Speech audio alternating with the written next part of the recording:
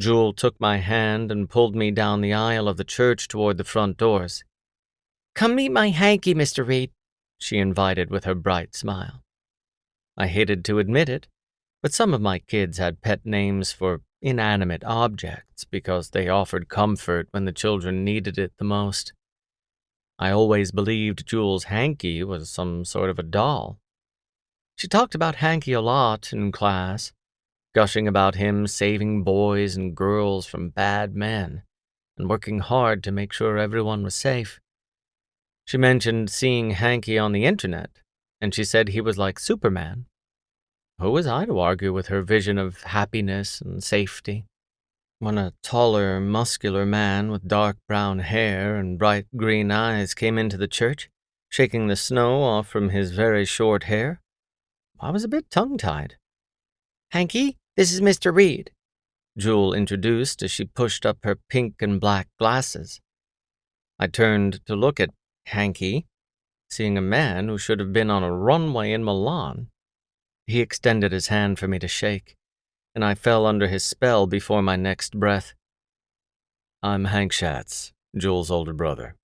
It's a pleasure to meet you," he greeted with a knee-buckling smile as he glanced at his little sister, who grinned as if she'd won a big prize. I finally collected myself enough to speak. I'm Reed, Bayless. It's a pleasure to meet you as well, Mr. Schatz. You're in the military, I assume?" I asked after giving the man a rather raunchy up and down.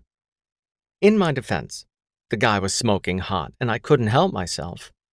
It had been a long time since I'd seen such an attractive male specimen, who pressed all my buttons without even trying.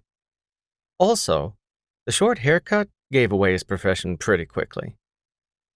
"I'm still in the Army. Well, for now, anyway. My tour's nearly up, so I'm here to ride out my accumulated vacation time before any official separation. Anyway, I'm happy to be home with my family for the holidays. Please, call me Hank," he explained, seeming very nervous. We finally released each other's hand, and he smiled again. "Jewel informed me she's playing the piano for your program, and I wanted to get a preview. I haven't heard her play in person for a while," the gorgeous soldier told me. I couldn't respond verbally, so I nodded to acknowledge I'd heard his words before I took Jewel's hand, leading her to the piano at the front of the church. Thankfully, women and men were working around the church to decorate for the evening service, distracting Jewel from being nervous about what she was about to do.